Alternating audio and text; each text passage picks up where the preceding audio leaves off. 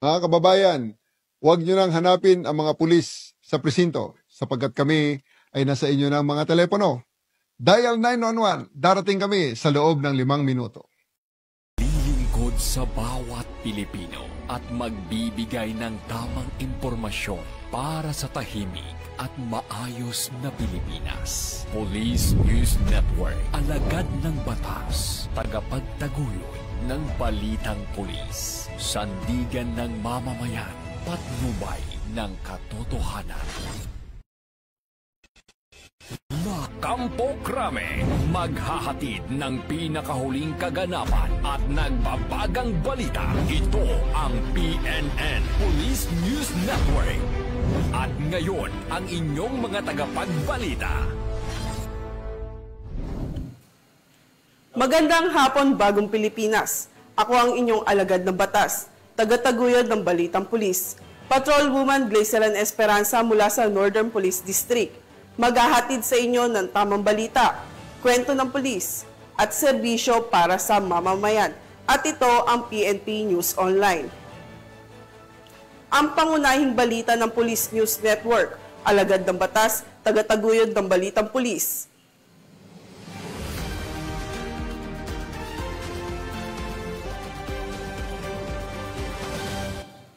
Narito ang mga balitang dapat niyong abangan.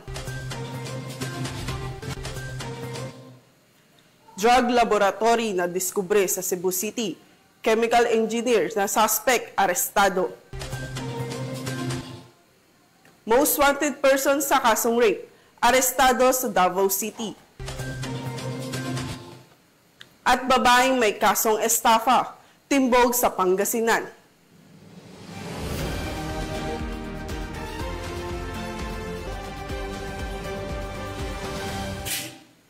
Narito ang mga balitang hatid ng ating PNN correspondents mula sa iba't ibang panig ng bansa.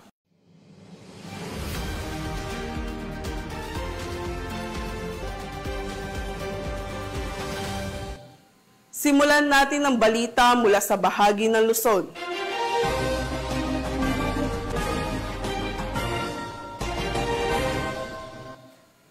Hindi na nakapalagpang isang babae matapos siyang madakip ng mga operatiba ng Bayambang PNP sa bisa ng warrant of arrest, kaugnay ng kasong estafa. Ang report mula kay Patrolman Dennis Carinal. Ng mga operatiba ng Bayambang PNP ang isang babae sa Barangay Diaz, Bautista, Pangasinan, habang tinidala naman ni Police Lieutenant Colonel Romel P. Pagsek, hepe ng Bayambang PNP, ang akusado na si Elias Ann, 27 years old, residente ng Barangay Diaz, Bautista, Pangasinan. Dakong alas 6:30 ng hapon ng maaresto ng sabing akusado sa bisa ng warrant of arrest na nilagdan ng Honorable Geraldine N. Francisco, Presiding Judge sa General Trial Court Branch 57, San Carlos City, Pangasinan, sa kasong estafa at mayroong rekomendadong pensang 200,000 pesos. Samantala, nasa kustodiya ng Bayambang PNP ang nasabing akusado para sa tamang dokumentasyon at disposisyon. Ang tagumpay ng operasyon ay bunga ng magandang ugnayan ng mamayan pambansang pulisya para mas lalo mapagdating ang kampanya sa kriminalidad tungo sa mapayapat ligtas na Bagong Pilipinas. Mula dito sa Picadillo, Ilocos Region, ako po ang inyong Police News Network Correspondent, Patrolman Dennis Carinal, alagad ng batas, tagataguyod ng Balitang Pulis. Maraming salamat, Patrolman Carinal. 3 wanted person na matagal nang pinaghahanap ng batas ang sabay-sabay na naaresto ng mga otoridad sa isang operasyon sa Bagao, Cagayan. Narito ang detalye ng report mula kay Police Corporal Roldan Guiab.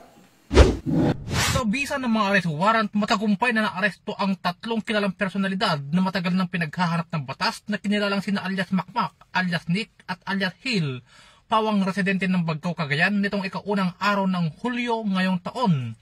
Ang kanilang pagkakaresto ay sinagawa sa magkakahiwalay ngunit sabay-sabay na operasyon ng Bagao Police Station sa ilalim ng masigasig na pamumuno ni Police Lieutenant Colonel Noriel Yulacangan, katuwang ang 1st Cagayan Provincial Mobile Force Company at ang 204th Maneuver Company ng Regional Mobile Force Battalion 2. Nahaharap ang 3 suspek sa kasong paglabag sa Presidential Decree 705 o ang Revised Forestry Code of the Philippines, isang batas na layuning protektahan ang ating kagubatan laban sa illegal logging at pang-aabuso sa kalikasan.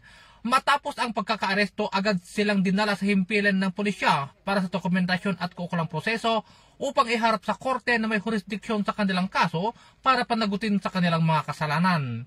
Patuloy ang pinaigting na kampanya ng Bagao Police laban sa mga wanted persons bilang bahagi ng advokasiyang papanatili ang kapayapaan, kaayusan at seguridad sa buong komunidad.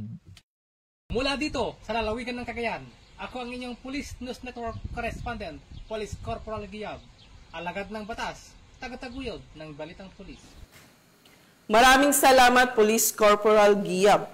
Walang lusot ang isang lalaking pinaghihinalang tulak ng iligal na droga matapos itong maaresto sa ikinasang bypass operation ng mga otoridad sa bayan ng Pinamalayan Oriental, Mindoro. Nakibalita dyan si Patrolwoman Desiree Padilla. Arestado ang lalaki matapos makuhanan ng pinaghihinalaang shabu sa sinagawang anti-drug operation ng Pinamalayan Municipal Police Station sa Barangay Mar Francisco, Pinamalayan Oriental, Mindoro nito lamang ika-1 ng Hulyo taong kasalukuyan. Kinilala ang suspect na si alias Will, 37 taong gulang at residente ng nasabing barangay. Batay sa ulat ng Pinamalayan Municipal Police Station sa ilalim ng pamumuno ni Police Lieutenant Colonel Joel G. Paningbatan, hepe ng himpilan. Kinasa ang operasyon matapos makatanggap ng impormasyon ukol sa iligal na aktibidad ng suspect. Di umano'y nabentahan ng pinaghihinalang shabu ang isang nagpanggap na pusher buyer kapalit ng halagang 500 piso.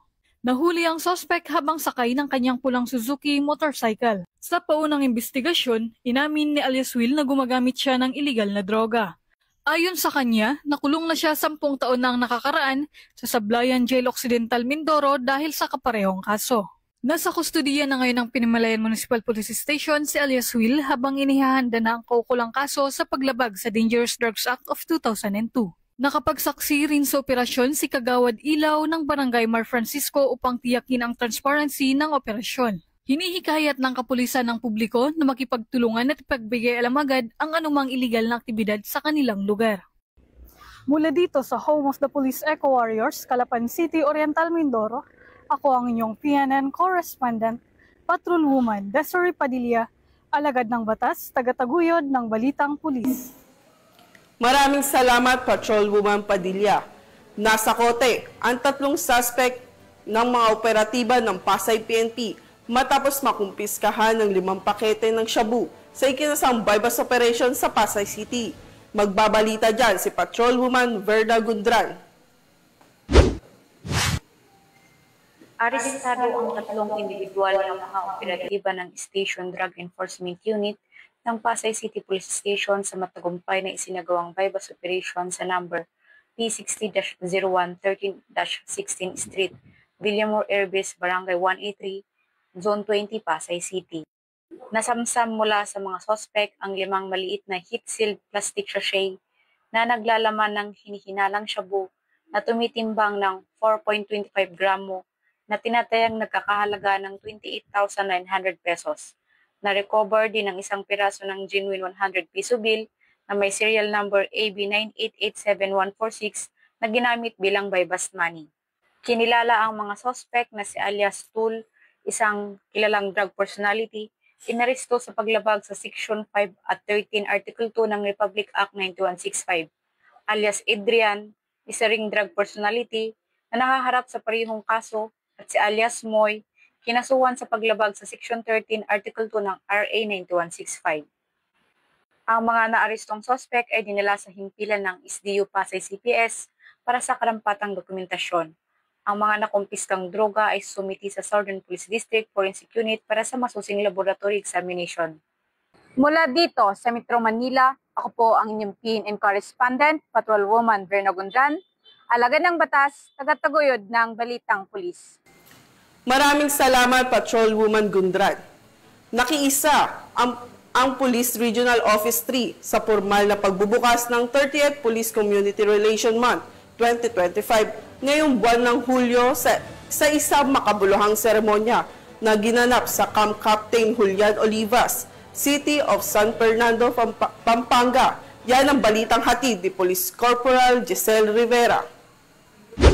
Tinaksan ng Police Regional Office 3 ang pagdiriwang ng 30th Police Community Relations ngayong buwan ng Hulyo na kung saan ginanap sa Camp Captain Julian Olivas, City of San Fernando, Pampanga. Ito ay may temang sa bagong Pilipinas ang gusto ng pulis ligtas ka na naglalayong palakasin ang ugnayan ng pulisya at mamamayan bilang magkatuwang sa pagpapanatili ng kapayapaan at seguridad. Pinangunahan ni Police Brigadier General Ponce Rogelio Piñones Jr., Regional Director ng Police Regional Office 3, ang naturang seremonya. Inimbitahan si Dr. Evangeline Amirante, Regional Director ng National Police Commission, bilang panauhing pandangal at nakibahagi sa nasabing pagdiriwang. Kasabay nito ay nanumpa ang mga miyembro ng PNP Women Support Network upang pangunahan ang mga programang nakatuon sa ating mga kababaihang pulis. Sa pagdiriwang ng Police Community Relations Month, muling pinapaalala ng pulisya ng Gitnang Luzon na ang pulis ay hindi lamang tagapagtupad ng batas,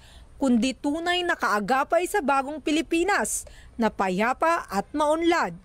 Mula dito sa Central Luzon, ang inyong PNN correspondent, Police Corporal Giselle V. Rivera, alagad ng batas, tagataguyod ng Balitang Pulis. Maraming salamat, Police Corporal Rivera. Isang espesyal na araw ang nasaksihan sa Police Regional Office 5 matapos bumisita mga pangunahing cast ng pelikulang Beyond the Call of Duty, isang action drama na sumasalamin sa buhay, sakripisyo at kabayanihan ng alagad ng batas.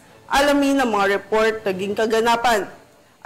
mga naging kaganapan sa report ni Patrolwoman Vanessa Sol. Bumisita ang cast ng upcoming Philippine action drama film na Beyond the Call of Duty sa Police Regional Office 5 para sa opisyal na pag-promote ng nasabing pelikula. Sa pakikipagtulungan ng Philippine National Police at iba pang ahensya ng gobyerno, layunin ng Beyond the Call of Duty na ipakita ang kabayanihan at sakripisyo ng mga unipormadong tauhan. Itinatampok ng pelikula ang mga positibong aspeto ng gawain ng pulisya habang binibigyang liwanag ang emosyonal at personal na epekto nito sa mga pampublikong tagapaglingkod. Sa direksyon ni Jose Olinares Jr., tampok sa pelikula ang star-studded cast kasama sina Martin Del Rosario, Maxine Trinidad at Paulo Gumabaw. Ito ay nakatakdang ipalabas sa mga sinehan sa Pilipinas sa ika-4 na Hulyo taong kasalukuyan na may mga plano para sa isang pandaigdigang pagpapalabas sa Netflix. Bilang isang cost-driven campaign, ang mga kikitain mula sa pelikula ay mapupunta sa PNP OLC Foundation at sa Love Virus program nito. Ako mismo ay nasaksihan ko kung gaano ginawa yung kabayanihan. It's all about the sacrifices ng mga men in uniform, lalo-lalo na sa PNP at sa BFP. So, pinakita at pinalabas yung mga ginagawa natin sa araw-araw na dapat malaman ng mga taong bayan na tayo na naka-uniforme, tayo ay simbolo ng gobyerno, tayo ang magbibigay kahit ang ating buhay para lang iligtas ang ating mga kasamahan. Mula dito sa Legazpi City, Albay, ako ang inyong PNN correspondent, Patrolwoman Vanessa Sol, alagad ng batas, tagataguyod ng Balitang Pulis. Maraming salamat, Patrolwoman Sol. Tunghayan naman natin ang mga balita mula sa Visayas.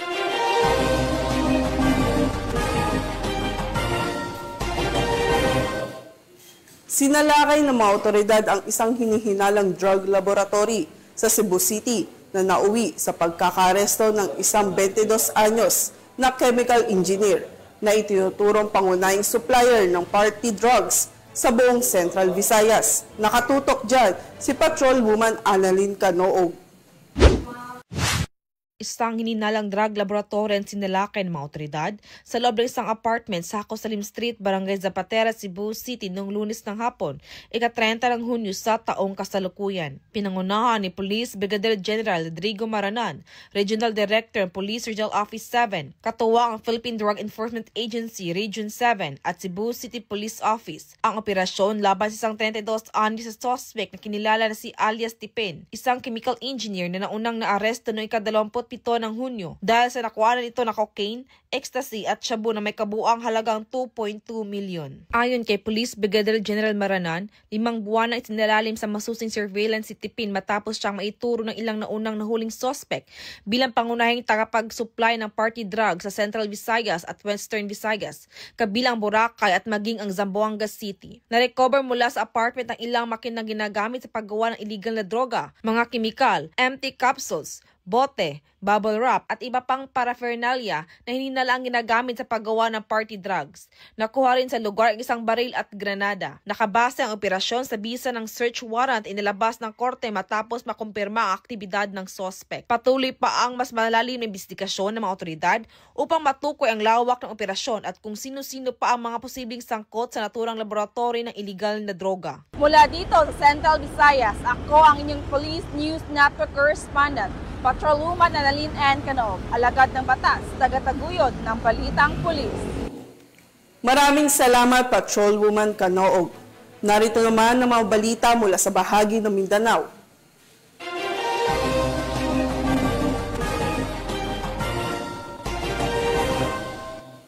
Isang lalaking sangkot umano sa iligal na droga ang bumagsak sa kamay ng batas. Matapos itong malambat ang mga otoridad sa isang bypass operation na isinagawa ng Valencia City, Bukidnon. Yan ang tinutukan ni Patrolwoman Danessa Berdos.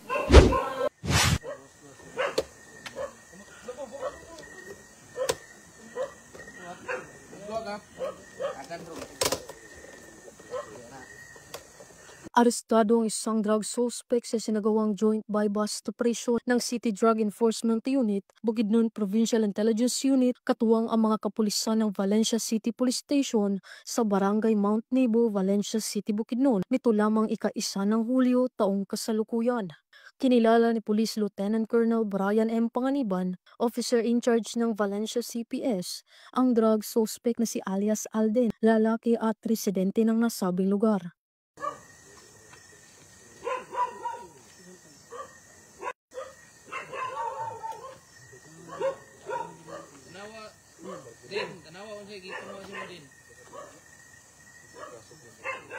Sa kinasang joint bypass operation ng mga operatiba bandang alas 10 ng gabi ay nagresulta sa pagkakumpiska ng 4 na mga pakete ng hininalang shabu, isang cellphone, isang lighter at isang 500 peso bill na ginamit bilang bypass money. Ang suspect ay nahaharap sa kasong paglabag sa RA 9165 o Comprehensive Dangerous Drugs Act of 2002. Mula dito sa Camp Capistrano, Gusa, Cagayan de Oro City, ako ang inyong Police News Network Correspondent, Patrolwoman Danessa Berdos, alagad ng batas, tagataguyod ng Balitang Pulis. Maraming salamat, Patrolwoman Berdos. Nahuli na rin ang top 2 city-level most wanted person sa Davao City na nahaharap sa kasong 2 counts of rape. Ang kabuuan ng balita mula kay Patrolwoman Queenie Babes Arendain. Arestado ang isang top 2 city-level most wanted person sa patunay sinasagawang Manhunt Charlie operation ng mga tauhan ng Bunawan Police Station sa Barangay Tibungco, Bunawan District, Davao City. Nito lamang Hulyo 1 taong kasalukuyan. Kililala ni Police Major Janos Lubaya B. Macling, Acting Station Commander ng Bunawan Police Station, ang suspect na si alias Dan, 25 taong gulang, isang tricycle driver na pawang residente ng nasabing lugar at tinaguri ang top 2 city-level most wanted person sa nasabing lugar. Ayon kay Police Major Macling, naresto ang suspect sa bisa ng warrant of arrest na inihain ng mga tauhan ng Bunawan Police Station at Criminal Investigation Detection Group Davao City sa paglabag sa kasong 2 counts of qualified rape na inisyo ng Regional Trial Court Branch 33 Davao City na walang irekomendang piyansa. Sa katunayan, ang suspect ay nasa kustodiya na nasabing istasyon upang dumaan sa tamang disposisyon. Samantala, ang laban kontra kriminalidad ay patuloy na pinapaigting ng Police Regional Office 11 sa pamumuno ni Acting Regional Director, Police Brigadier General Joseph Reyes Argiles, alinsunod sa kampanya ng Bagong Pilipinas na panatilihin ang kapayapaan at kaayusan tungo sa pagsulong ng bansa. Mula dito sa Police Regional Office 11, ako yung PNN Correspondent, Patrolwoman Queenie Babes Arendain, alagad ng batas, tagataguyod ng Balitang Pulis. Maraming salamat Patrolwoman Arendain. Nakibahagi rin ng Police Regional Office Bar sa ika-30 taon pagdiriwang ng Police Community Relation Month sa isang seremonyang ginanap sa Camp Brigadier General sa Lipada, Cape Pendatun, Parang Maguindanao del Norte. Ang report mula kay Patrolwoman Maricris Algabre. Mula ng Police Regional Office Bangsamoro Autonomous Region ang pagdiriwang na ika-30 na Police Community Relations o PCR Month noong unang araw ng Hulyo taong kasalukuyan sa isinagawang kick-off ceremony na ginanap sa Multipurpose Center Camp Brigadier General sa Lipada, Cape Pendatun, Parang Maguindanao del Norte. Pinangunahan ni Police Brigadier General Jason C. D. Guzman, Regional Director ng PROBAR ang nasabing aktibidad bilang panauhing pandangal na kinatawan ni Police Brigadier General Alan B. Manibog, Deputy Regional Director for Administration. As we celebrate PCR Month, let this be a spark that ignites stronger relationships, shared goals, and sustained cooperation across all sectors of society. Together, let us build a safe, peaceful, and inclusive Bangsamoro region. Ang temang sa bagong Pilipinas, ang gusto ng pulis, ligtas ka, ay nagsisilbing paalala sa pangunahing layunin ng pambansang pulisya ng Pilipinas na maghatid ng epektibong serbisyo publiko habang isinusulong ang mas aktibong partisipasyon ng mamamayan sa kampanya para sa kapayapaan at kaayusan. Isa sa mga tampok na bahagi ng programa ay ang panunumpa ng mga bagong miyembro ng Women's Support Network Project Team na may inisyatibong nakatuon sa gender-based program, women empowerment at pagpapatatag ng community-based peace and order initiatives. Dumalo rin sa aktibidad ang mga opisyal at tauhan ng PROBAR mula sa iba't ibang unit na buong pusong nagpakita ng suporta sa adhikain ng PCR Month. Ipinamalas din sa programang iba't ibang gawaing makatao at makakomunidad bilang bahagi ng advokasya ng PNP na palakasin ang koneksyon sa pagitan ng kapulisan at ng mamamayan. Mula rito sa Rio ng Bangsamoro, ako ay inyong PNN correspondent, Patrolwoman Maricris Algabre, alagad ng batas, tagataguyod ng Balitang Pulis. Maraming salamat Patrolwoman Algabre. At yan ang mga balitang nakalap ng ating PNN correspondent mula Luzon, Visayas at Mindanao. Sa ngalan ng pamunuan ng Philippine National Police, sa pamumuno ni PNP Chief Police General Nicolas Torre III at sa pamumuno ni President Ferdinand Bongbong Marcos Jr., kami ay maglilingkod sa bawat Pilipino at magbibigay ng tama at balaseng balita at huwag nyo na kaming hanapin. At huwag nyo nang hanapin ang mga pulis sa mga presinto sapagkat kami ay nasa inyo ng mga telepono. Dial 911, darating kami sa loob ng 5 minuto. Dahil sa bagong Pilipinas, ang gusto ng pulis, ligtas ka. Mula rito sa tanggapan ng tagapag-ugnay ng pambansang pulisya, ako ang inyong alagad ng batas, tagataguyod ng Balitang Pulis, Patrolwoman Glacelan Esperanza mula sa Northern Police District, maghahatid ng tamang balita, kwento ng pulis at serbisyo para sa mamamayan. At ito ang PNP News Online, ang pangunahing balita ng Police News Network.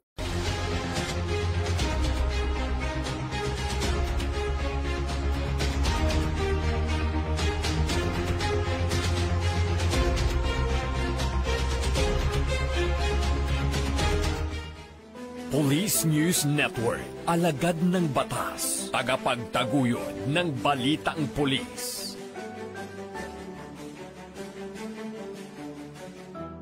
Mga kababayan, huwag nyo nang hanapin ang mga pulis sa presinto sapagkat kami ay nasa inyo ng mga telepono.